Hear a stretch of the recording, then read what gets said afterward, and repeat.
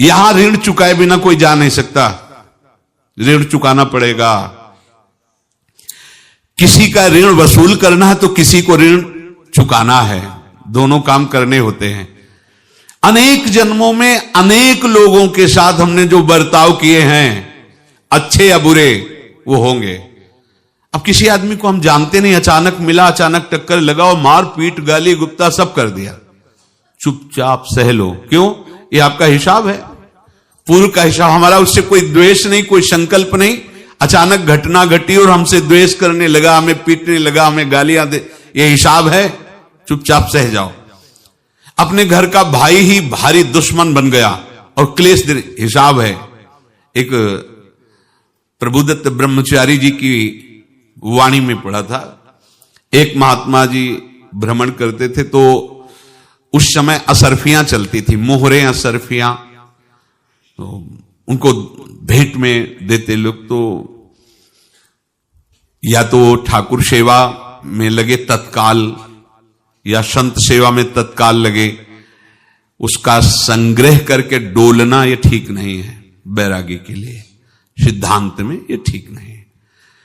तो जब 2, 4, 6, 8 ऐसे मोहरे हुई तो उन्होंने विचार किया कि और भ्रमण करके जब काफी मोहरे हो जाएंगी तो प्रयागराज में जब कुंभ पड़ता है, एक बार पूरे सब अखाड़े के संतों को, अलग अलग संप्रदाय सब संतों को बुलाएंगे और सबको पवाएंगे।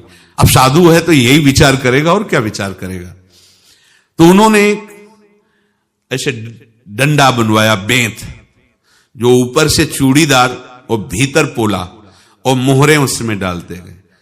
और भ्रमण, जहां जहां श्रद्धालु भगत थे सबके यहां जाना और इच्छा रखना कि एक मोहर तो दे दे दक्षिणा में। कामना कोई भी हो वो बांधती ही है, ध्यान रखना। इसीलिए प्रभु जो चाहे वो करे, अपनी चाह नहीं रखनी चाहिए, अपनी चाह प्रभु की चाह में मिला देनी चाहिए। धीरे धीरे वो छड़ी भर गई, भ्रमण करने वाले महात्मा चूड़ी लगाई, इंतजार करते रहे। जब प्रयाग का कुंभ पड़ा तो चले। तो रास्ते में एक गांव में पूछा जाता है, जैसे कहीं रुको कि कोई श्रद्धालु ऐसा है जो संत सेवी है।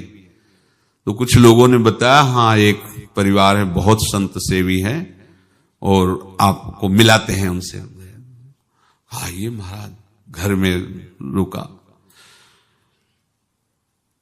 खूब अच्छा हलवा पूड़ी पवाया और जो घर के मालिक थे चरण दबाए। चरण दबाते दबाते उनकी दृष्टि पड़ी उस डंडे पे, इतना मोटा और ऊपर से कुछ चूड़ी सी भी नजर आ रही, इस डंडे में तो कोई रहस्य है ही है। अब महात्मा जी को खवा पिला के सुला दिया। महात्मा जी जब सो गए तो पत्नी से धीरे से कहा, वो डंडा लाओ बाबा जी का डंडा। वो चूड़ीदार जो ही खोला पलटाया तो सैकड़ों मोहरे। ऐसे संत रोज पधारे भगवान, तुम आनंद हो जाए फिर क्या। पत्नी से कहा, नाप के कंकड़ लाओ। वो तो महात्मा जी तो खाए खीर पूड़ी, आराम से सो रहे। रात में पूरी प्लानिंग करके उसमें कंकड़ भर के चूड़ी लगाकर सिराने रख दिया, सारी मोहरें हटा ली।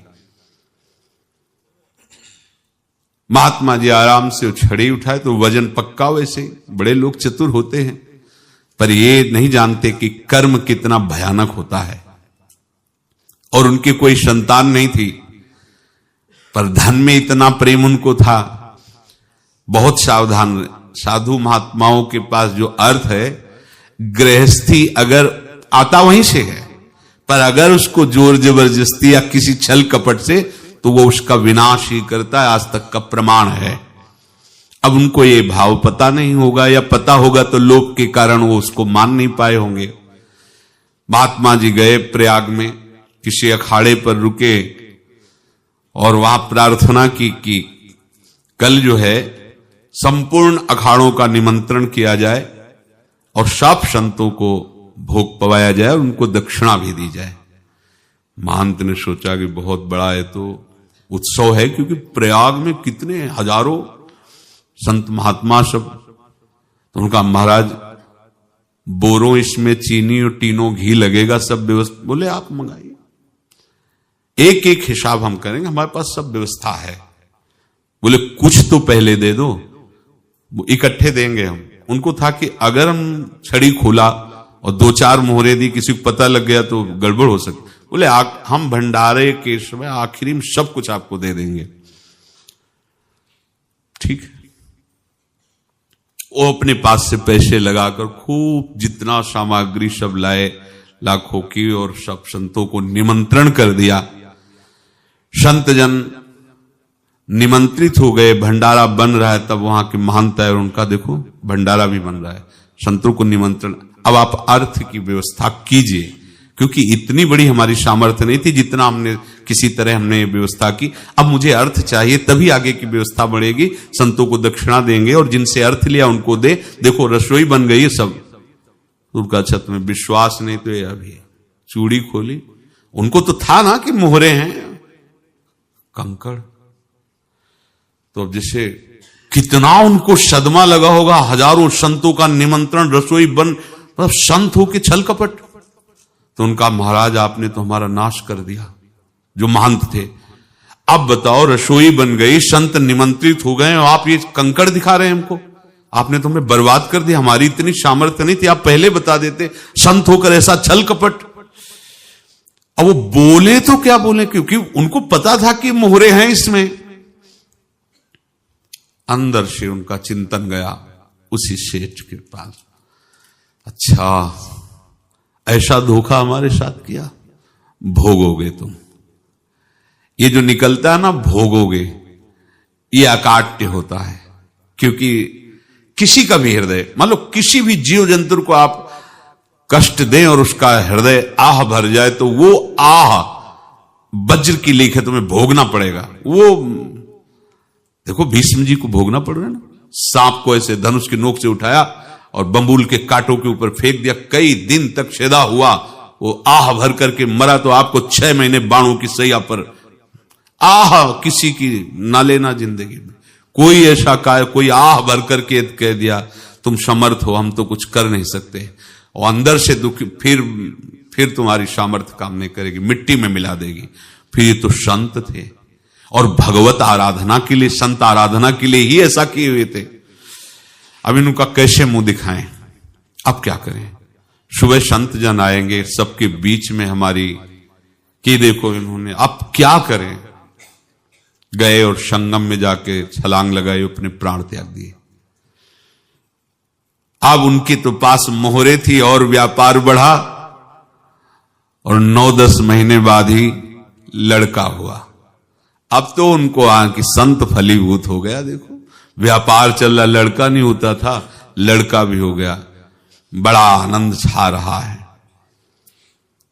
जब से वो प्रकट हुए और धन की वृद्धि शुरू हो गई, पढ़ाई लिखाई में उनके खर्चा हुआ सब, बस बीमारी शुरू हो गई उनके शरीर में।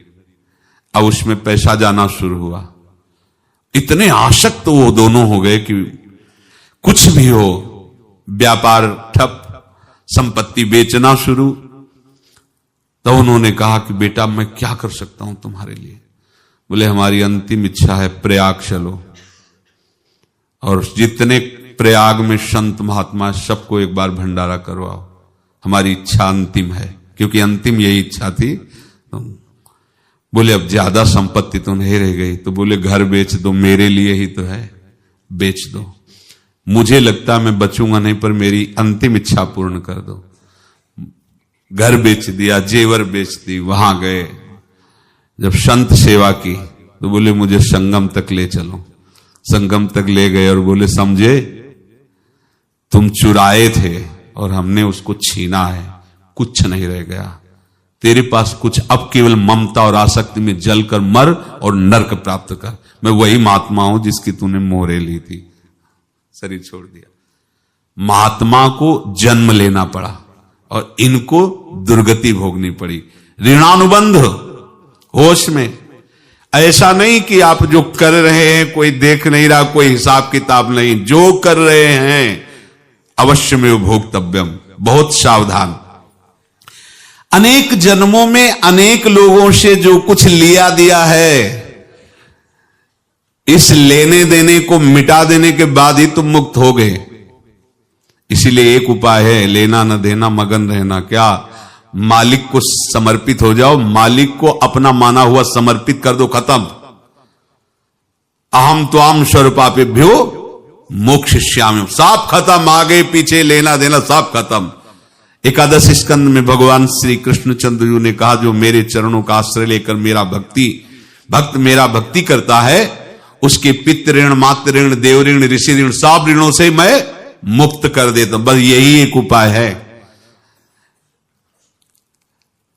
जो इसके बंद करने का उपाय भक्तों के लिए है, वो यही है, भगवान की शरण में होकर अपना माना हुआ पूरा भगवान के अर्पित कर दो। अर्पित करने का तात्पर्य उसमें अहम हटा दो। तो दियम वस्तु गोविंदम तुभ्यमेव समर्पय।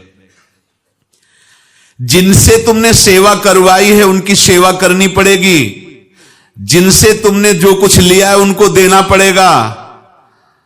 ये लेने देने का व्यापार जब तक समाप्त नहीं होगा तब तक तुम्हारा जन्म मरण चलता रहेगा। अब आपको यहां समझना है, यदि आपसे किसी ने पैसे लिए बेईमानी करके नहीं दे रहा है तो आप उसको गाली मत दीजिए, आपने बेईमानी की थी इसलिए आपकी बेईमानी हुई है, ले गया, कोई बात नहीं है, बंधन से मुक्त हुए, जो बोझा था चला गया। उसको ऐसा ना देखे कि ये बेईमान हमारे रुपए मार लिए, अब जो कुछ होगा देखेंगे। अगर आप आगे नया कुछ करते हैं तो फिर आगे का हिसाब आपको भोगना पड़ेगा, ध्यान रखना।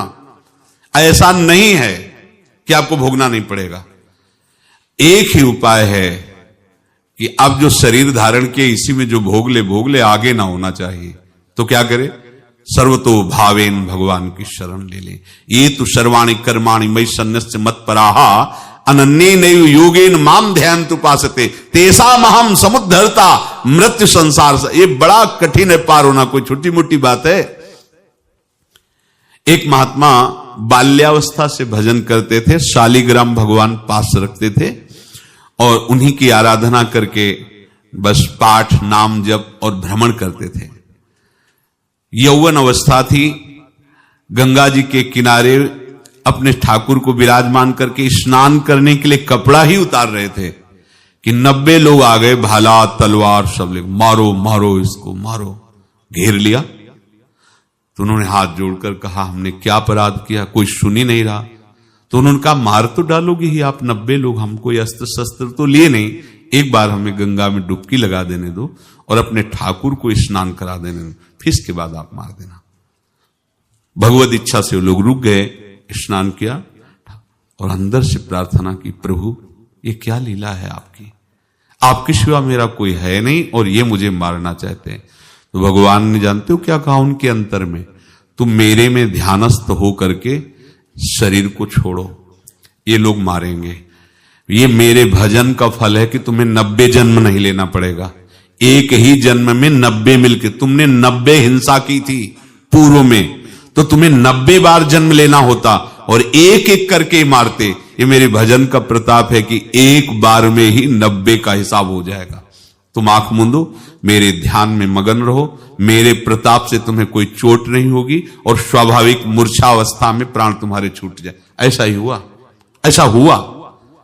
तो ये बात समझ लो कि ये जो कर्मानुबंध है, ऋणानुबंध है। आप देखो, अगर शाप महात्माओं ने दिया कि तुम्हारे वंश का इससे विनाश होगा, तो भगवान भी परम धाम जा रहे